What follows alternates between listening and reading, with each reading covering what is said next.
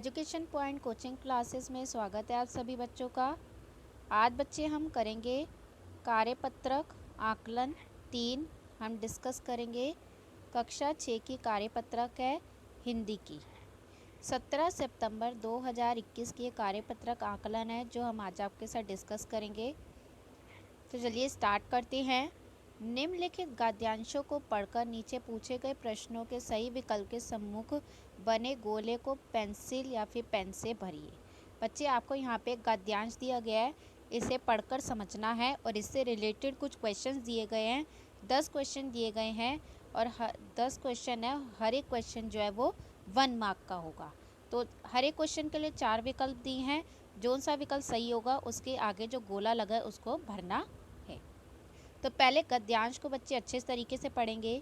शिमला के काफल भी बहुत याद आते हैं खट्टे मीठे। तो लेखिका बच्चा हमने जो बचपन का चैप्टर पढ़ा था उसी में से गद्यांश लिया गया है, पार्ट 2 में से। लेखिका कह रही शिमला के काफल भी बहुत याद आते, उनका स्वाद कैसा था, खट्टा मीठा। कुछ एकदम लाल कुछ गुलाबी, कुछ लाल थे कुछ गुलाबी थे। रस भरी कसमल सोच कर ही मुँह में पानी भर आए। तो ये जो फलों के नाम है रसभरी कसमल, कह रहे कि लेखिका इनके बारे में सोचकर ही उनके मुंह में पानी भर आता है। चेस्टनट एक और गजब की चीज, आग पर भुने जाते और फिर छिलके उतारकर मुंह में। कह रहे कि जो चेस्टनट है वो भी उसको बहुत अच्छे लगते थे लेखिका को, आग पर भूनकर और फिर छिलके छीलकर उनको मुंह में डाल लेते थे। चना जोर गरम और अनार दाने का चूर्ण, तो लेखिका ये भी जो खाती थी, चने खाती थी गरम गरम, और अनारदाने का चूर्ण भी खाती थी। हाँ, चना जोर गरम की पुड़िया तो तब थी, वे अब भी नज़र आती है। पुराने कागज़ों से बनाई हुई इस पुड़िया में नीरा हाथ का कमाल है। कह रहे कि बच्चे जो पुराने ज़माने में लेखिका के बचपन में चना जोर गरम की पुड़िया थी वो आज भी देखने को आपको मिलेगी। और ये जो पुड़िया थी वो बच्चे सिर्फ हाथ से और पुराने कागज़ों से बनाई जाती है, इसका हाथ से बनाने का इसमें सारा कमाल है। नीचे से तिरछी लपेटते हुए ऊपर से इतनी चौड़ी कि चने आसानी से हथेली पर पहुंच जाए। बच्चे नीचे से ये तिरछी होती है और ऊपर से इसका मुंह खुला हुआ होता है कि आप इसमें हाथ डालकर निकाल सकते हो चने इसमें से। कुछ बच्चे पुड़िया पर तेज मसाला बुरकवाते, तो बच्चे जब चने लेते थे पुड़िया में तो कुछ तेज मसाला डलवाते थे। पूरा गिरिजा मैदान घूमने तक ये पुड़िया चलती और बच्चे पूरा गिरजा मैदान घूमते थे और इसमें से चने खाते थे। एक एक चना पापड़ी मुंह में डालने और कदम उठाने में खासी लय रफ्तार थी। बच्चे एक एक कदम बढ़ाते थे और एक एक चना और पापड़ी मुंह में डालते थे।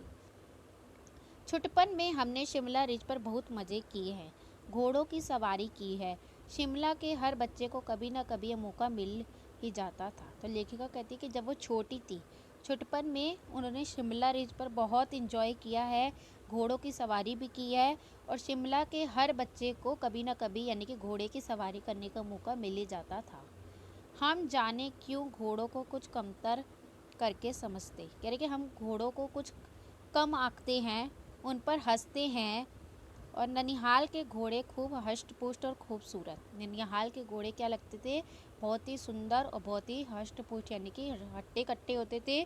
उनकी बात फिर कभी, तो कह रही लेखिका कह रही कि उनके ननिहाल के घोड़ों की बात फिर कभी करेंगे। तो चलिए इससे रिलेटेड अब कुछ क्वेश्चंस देख लेते हैं।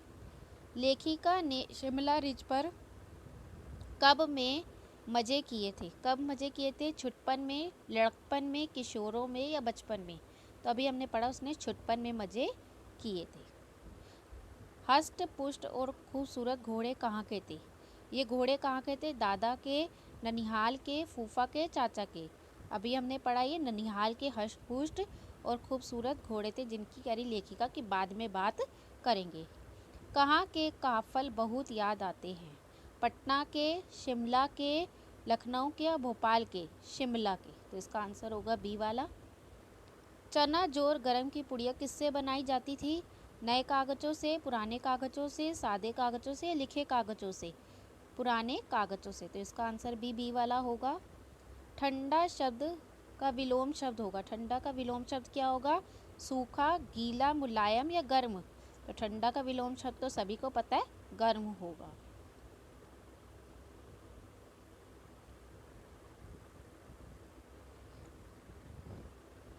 खूबसूरत शब्द का अर्थ होगा, खूबसूरत का क्या मीनिंग होगा, क्या अर्थ होगा इसका? सुंदर, बेकार, कुरूप या उपयोगी।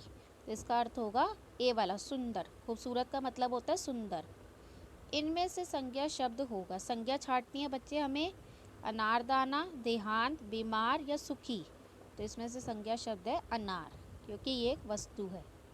अनारदाना। इनमें से सर्वनाम शब्द होगा, अब सर्वनाम छांटनी है हमें। सर्वनाम तो सबको ही पता है, समुद्र, पर्वत, झरना, वह। तो कौन सा शब्द होगा? D1, वह जो है वो सर्वनाम है। मैं, ये, वह, तुम, आप। क्वेश्चन नंबर 9 है इससे। अब इन शब्दों में से तत्सम शब्द चुनकर लिखे। तत्सम शब्द क्या होते हैं? जो संस्कृत भाषा से हिंदी भाषा में प्रयोग किए जाते हैं बिना कोई बदलाव किए। तो कौन सा तत्सम शब्द है? पुष्ट, मौका, मज़े या कमतर।